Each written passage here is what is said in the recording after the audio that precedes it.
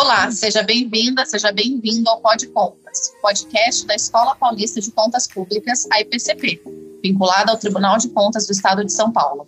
Eu sou Bibiana Camargo, diretora da escola, e tenho a alegria de receber hoje Ieva Lazarivettiuti.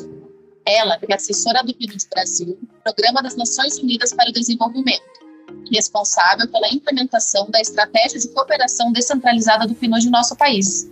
Ieva, muito obrigada por gravar o Pod Contas. Todo prazer é meu. Será ótimo conversar com vocês hoje. Muito obrigada.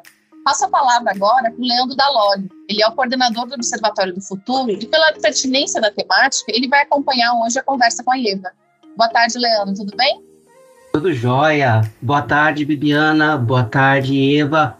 Quero enfatizar a alegria da gente recebê-la aqui para a gente poder ter essa conversa sobre nossas ODS, nossa Agenda 2030.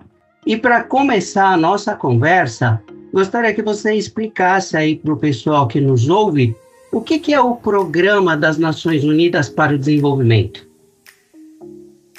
Então, logo a gente começa por uma pergunta bem concreta, mas assim, a resposta é um pouquinho longa, como vocês sabem, Nações Unidas de fato é sistema das Nações Unidas. Nós temos a parte que é mais intergovernamental no sentido de diálogo, Assembleia Geral, órgãos decisórios, secretariado, com o Antônio Guterres agora liderando as Nações Unidas, mas também nós temos diversas agências, fundos e programas que trabalham com temas específicos, fortalecendo capacidades, promovendo conhecimento, alertando pessoas sobre diversas temáticas como direitos das crianças, refugiados, migrantes, enfim, um conjunto de temas que todos convergem para a garantia de direitos humanos.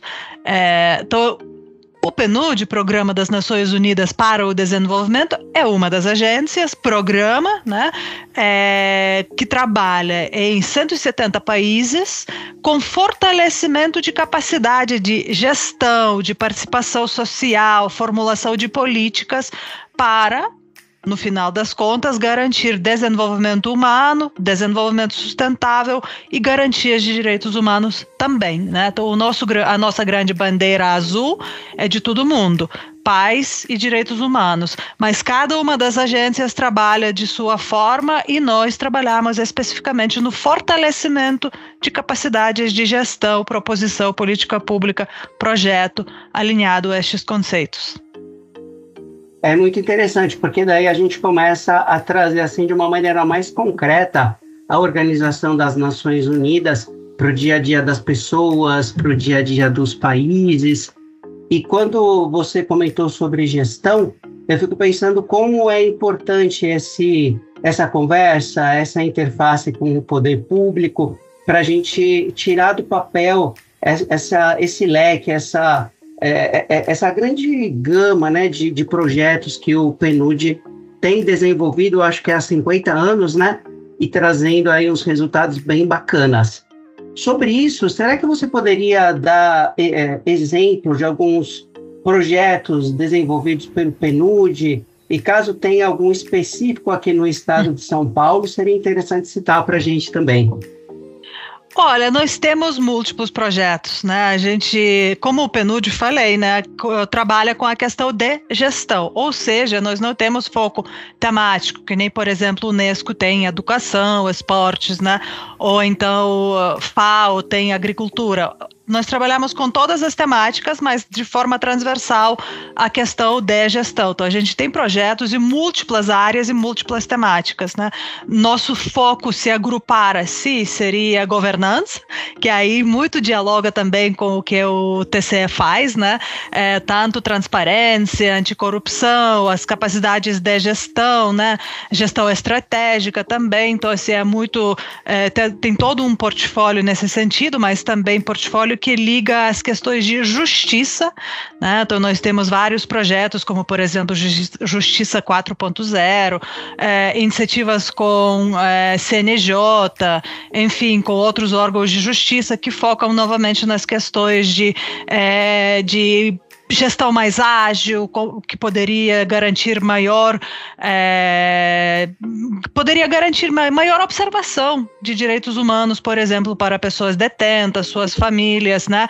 Facilitar o trabalho dos juízes e tudo mais. Nós temos outro conjunto de projetos que trabalha com as questões sociais, né? Então, trabalha tanto com questões relacionadas à educação integral, gestão do sistema educacional nos estados, trabalha também com as questões de indicadores e programas de apoio social, inclusive, por exemplo, a gente apoiou na avaliação de programa Bolsa Família, trabalhamos, né, com várias temáticas relacionadas. Destaco interessante também com o setor privado, e ali São Paulo para a gente é importante local muito, porque a gente vê que muitas das empresas, apesar de atuarem em diversos territórios do país, elas estão concentradas em São Paulo e com razão, né, um grande centro de atividade econômica no Brasil. Então ali a gente também trabalha com prosperidade, esse é pilar da Agenda 2030, e mudança de como o lucro está sendo gerado. A gente está trabalhando com mudanças de padrões financeiros, com mudanças de negócios, e ali a gente tem várias iniciativas com empresas localizadas em São Paulo, né? E outra área também bastante importante, que é a questão de desenvolvimento ambientalmente sustentável, né? Que aí a gente tem todo tipo de questões, desde comunidades tradicionais, resíduos sólidos, economia circular, preservação de florestas, enfim, um mundo das temáticas que nós estamos abordando. E assim, a gente tem atividades bem emblemáticas atualmente que estão sendo implementadas entre os projetos que já mencionei em parceria com o CNJ, mas a gente tem também parcerias com ministérios públicos, a gente tem também de fortalecimento da própria gestão dos ministérios públicos, maior sustentabilidade, nós temos atuações com cooperativas, nós temos atuações com catadores, nós temos atividades também, por exemplo, tem parceria com o CETESB, inclusive, né, na questão de sustentabilidade ambiental, nós temos parcerias com o BNDES, né, mas a gente também tem parcerias com pequenos bancos populares e iniciativas de financiamento local. Então, é um mundo de iniciativas, e no caso de São Paulo, especificamente, eu queria destacar dois projetos que também, inclusive, trabalham muito diretamente com temática da nossa parceria com vocês, que é um projeto em parceria com a Prefeitura Municipal de Osasco, que trata da questão da desigualdade, assim, São Paulo metropolitano, né? Estado de São Paulo, que trabalha com a questão de desigualdades dentro da cidade, né? Então, como que a prefeitura poderia formatar as suas políticas públicas de uma forma que possa acelerar não apenas desenvolvimento e alcance dos ODS na média, mas também redução das desigualdades no desenvolvimento da cidade. E outra iniciativa com a Prefeitura Municipal de São Paulo, que apoia na implementação da Virada ODS, que é um grande evento que já ocorreu 2, 3 vezes, vai ocorrer mais uma vez agora no mês de junho, que foca na mobilização da sociedade em prol da Agenda 2030. Então, são 2 iniciativas, especificamente aí no território de vocês, que estão acontecendo agora, que tem muito a ver também com a nossa parceria. Isso é muito interessante. Até você comentou aqui a respeito da nossa parceria. Foi gravado, acho que o 2º episódio do Pod Contas esse ano, onde a gente falou um pouquinho do Observatório do Futuro, que é um núcleo do Tribunal de Contas do Estado de São Paulo, criado especificamente para promoção e acompanhamento da Agenda 2030, e foi resultado justamente dessa parceria que o Tribunal de Contas, junto com a PNUD, tem, né? A gente vem conversando desde 2018, quando foi assinado o nosso termo de acordo, e no ano passado a gente conversou bastante, inclusive, sobre a questão dos plásticos, né? Que foi algo bem relevante, que a ONU acabou divulgando bastante a esse respeito, né? A gente quer acabar com a poluição plástica, acabar com o tsunami dos plásticos, E a gente tem bastante coisa bacana para fazer esse ano também, né, Eva? Com certeza, estamos muito animados, né? A gente tem esse memorando, que já é de longa data, né? Que trabalha diversas temáticas e acho que cada ano a gente escolhe uma bandeira, né? Um pouquinho mais focada para poder realmente ter algum efeito, algum impacto na divulgação da Agenda 2030 no Estado. Então, como você bem sabe, né? A gente abriu possibilidades diversas, mas estamos focando para ter algo concreto, para ter entregas também. Então a gente está muito feliz tendo essa parceria. Perfeito. E agora sim, a Agenda 2030, ela tem o lema de não deixar ninguém em nenhum lugar para trás. E na verdade, assim, ela não chega a ser, por exemplo, algo novo, os problemas que ela acaba enfrentando, mas na verdade, assim, é uma nova forma da gente acabar enfrentando alguns problemas históricos de desigualdade que acontece não só aqui no Brasil, mas no mundo como um todo. Então, assim, agora falando especificamente de metas e de objetivos de desenvolvimento sustentável, existe alguma coisa específica com o objetivo de redução da desigualdade entre as pessoas? Seja questões de gênero, raça, algo nesse sentido? Olha, a resposta é simples, sim, tem objetivos específicos que tocam disso, mas eu queria começar falando que o princípio de não deixar ninguém para trás, de fato, é o lema por trás de absolutamente todos os objetivos de desenvolvimento sustentável. Isso foi um ponto muito, muito forte apontado na Conferência Rio+20, até por isso a própria Agenda 2030 já foi construída de uma forma que olha não apenas para alguns países, mas realmente se aplica para países todos os países do mundo têm sua contribuição. Então, a partir dali já, a gente trabalha com essa questão de absolutamente todos colaborando e todos tendo que sentir também efeito do alcance dos ODS. Então, esse princípio de não deixar ninguém para trás traz com o fato das desigualdades já serem inseridas no DNA de absolutamente todos os ODS. Acho que esse ponto é extremamente importante, até por isso, inclusive na nossa parceria, um dos itens é trabalho com dados, porque os dados desagregados que mostram para a gente que apesar de alcance de determinados objetivos nas médias, não significa alcance de objetivos por todos, né? Todas as parcelas da sociedade, todos os locais, todas as pessoas. Então, é um princípio chave para mim. Tanto que ele está colocado ali na preâmbula da própria Agenda 2030. Né?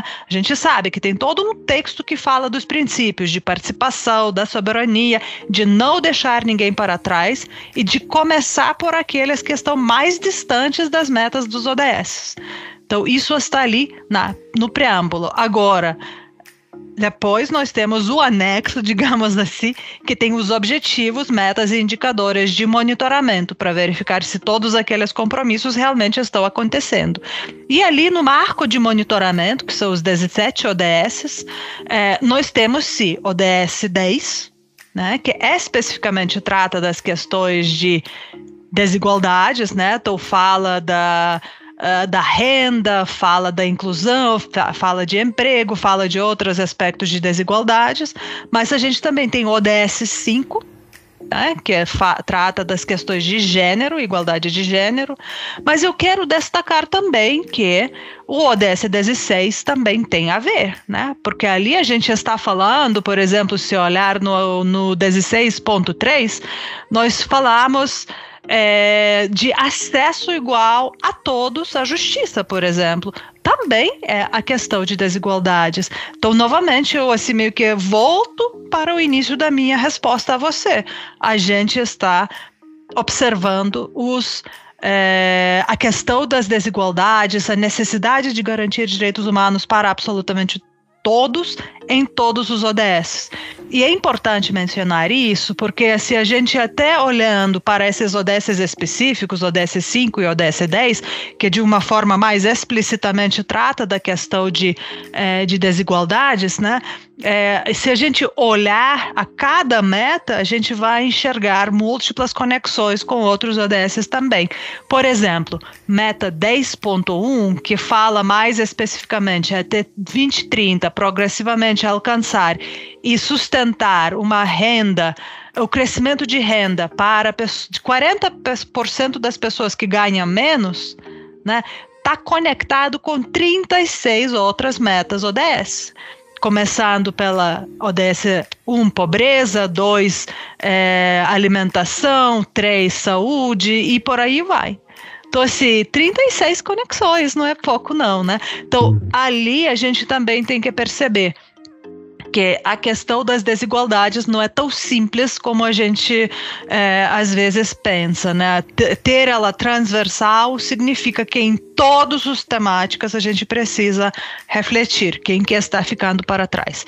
E por fim, eu queria relembrar que o Brasil também adotou o ODS 18, que trabalha especificamente combate ao racismo, desigualdade racial, que engloba também comunidades tradicionais, que é uma iniciativa de Ministério de Igualdade Racial e também de, como que é? Às vezes eu confundo, povos tradicionais. Os povos originários. Ministério dos Povos Indígenas, né? Então, ali a gente também tem esse ODS que está sendo construída ainda a metodologia, como que ele será medido, mas o compromisso já foi lançado na Assembleia Geral em setembro, de adotar esse ODS 18 para dentro do país, mas também mobilizar e convidar outros países a trabalharem na mesma direção. Então, aqui uma longa resposta à sua pergunta, bastante sucinta. Mas as perguntas, assim, as melhores respostas são as que são mais detalhadas e de uma maneira, assim, muito prática. Sabe que aqui no Tribunal de Contas, desde 2022, a gente tem uma resolução onde reserva 20% das vagas aqui dos concursos para candidatos negros, né? Muito bom. Justamente com esse objetivo de também ir contribuindo para a gente diminuir essa desigualdade, né? Esse ODS 18 que é extremamente relevante, relevante. E assim, você consegue pensar, né, nesse sentido de desigualdades que a gente está conversando, sobre alguma outra ação específica de algum órgão, de algum lugar que você viu que acha que vale a pena dividir aqui com as pessoas que nos ouvem? Eu acho que tem várias questões. Eu não à toa eu mencionei, né, que tem só essa uma única meta que eu dei exemplo, né, e a gente tem 7 metas finalísticas e 3 metas processuais lá no ODS 10, né? Então imagina as conexões que a gente ali iria mapear para o ODS, só o ODS 10 como todo, né? Isso mostra também que a gente teria soluções possíveis que poderiam contribuir de forma positiva em múltiplas temáticas, né? De fato, se a gente olhar online, por exemplo, Nações Unidas de Genebra, né, um escritório de direitos humanos, mapeou, por exemplo, 170 diferentes práticas que poderiam ajudar a reduzir as desigualdades, né, em todos os ODS também. Então, eles estão dando aí um banco de ideias, de fato, né, desde iniciativas mais amplas até iniciativas mais pontuais, né. Assim, para dar um exemplo concreto no ODS 3, que é saúde, por exemplo, o pessoal, né, ali fez análise olhando, né, que as pessoas que têm menos, que são mais vulneráveis, têm menos recursos, têm a estrutura de doenças diferente do que as pessoas, né, pessoas com mais recursos disponíveis. Inclusive, por exemplo, ligado à questão de alimentação, né, porque comer um pão ali por branquinho, que é mais barato, é muito mais em conta do que comer uma carne, né, um outro alimento, ou então o alimento orgânico, que costuma ser muito mais caro. E aí, só por ali olhando, a gente pode já identificar, né, algo que mostra para a gente que pessoa com menos recursos em maior desigualdade vai sofrer. Porque convenhamos, né, que comer alimento, uma legume orgânica é muito melhor do que pão branco de um dia para o outro, só porque é mais barato.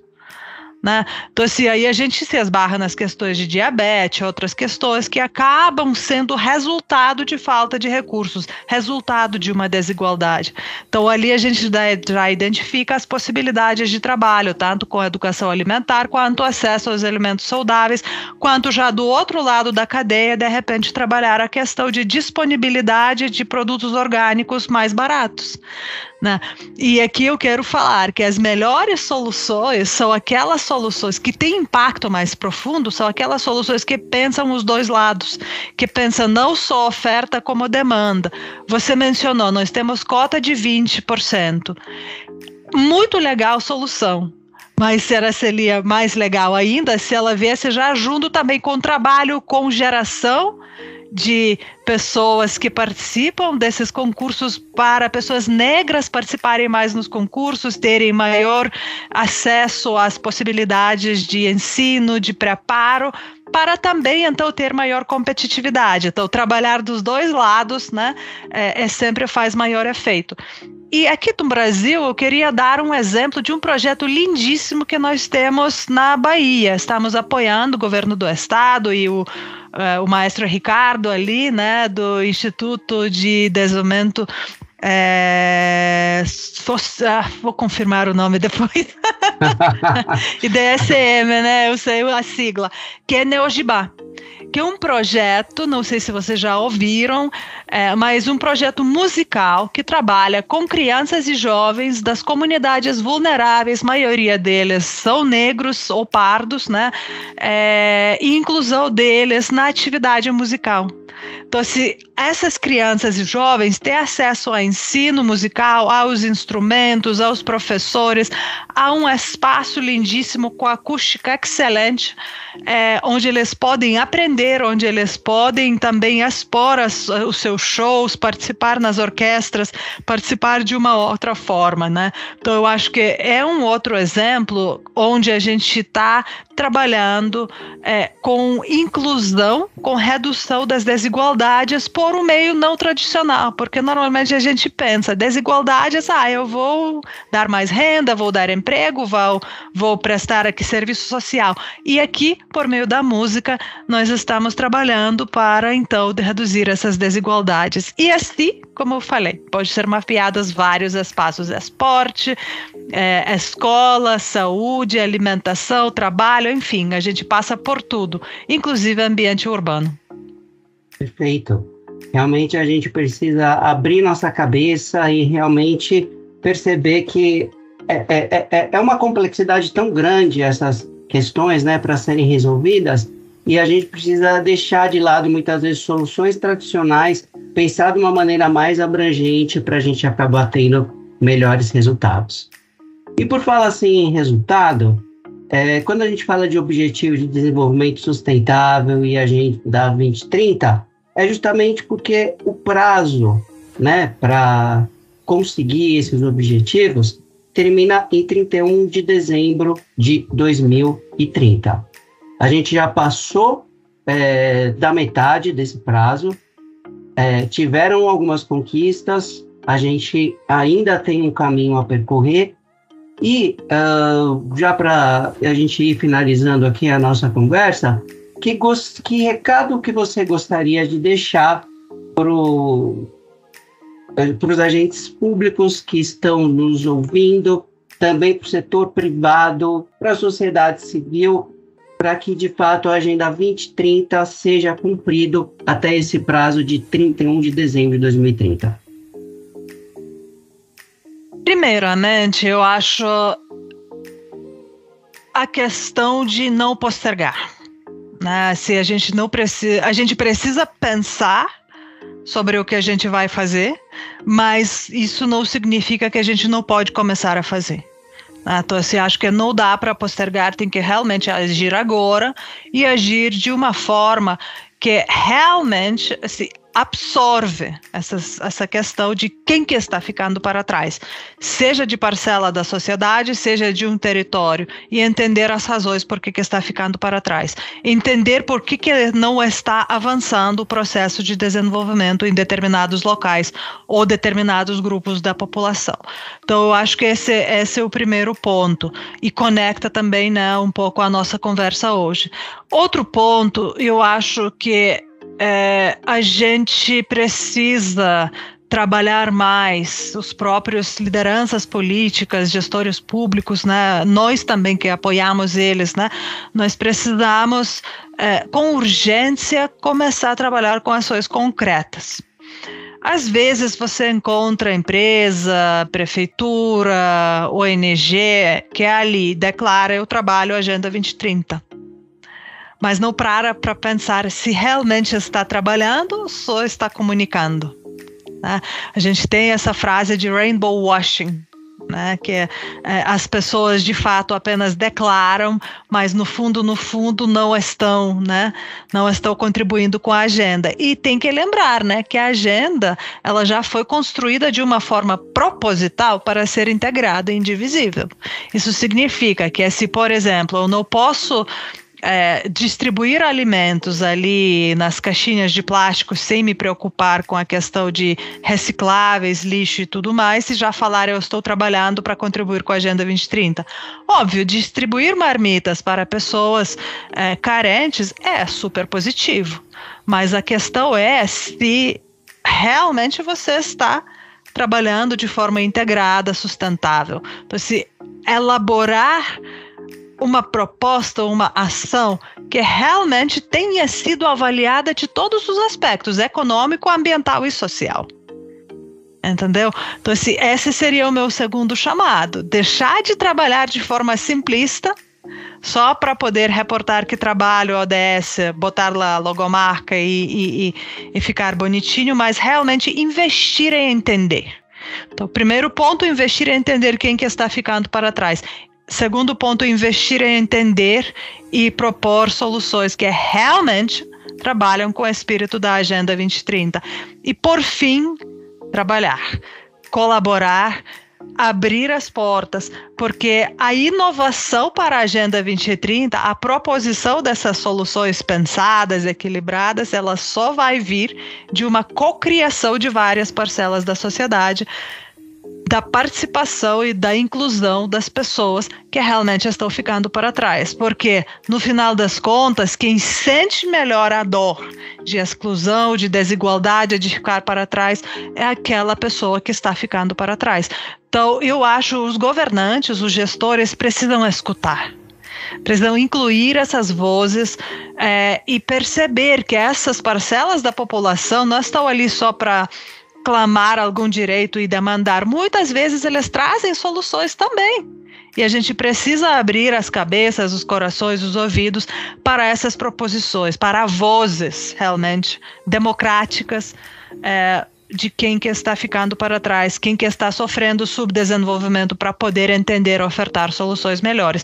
Então, assim, tem muitas outras coisas que a gente podia falar aqui, mas se esses 3 chamados forem atendidos, percebidos e internalizados de alguma forma, eu acho que a gente já vai acelerar um pouco mais o nosso progresso em prol dos ODS.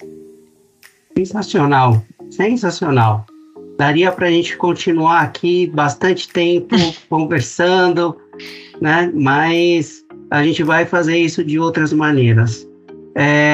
Eva, quero agradecer muito por ter participado aqui conosco, por ter trazido tanta novidade bacana, prática, né? De uma maneira que realmente a gente possa não só continuar suscitando essa discussão, mas efetivamente trazer soluções completas.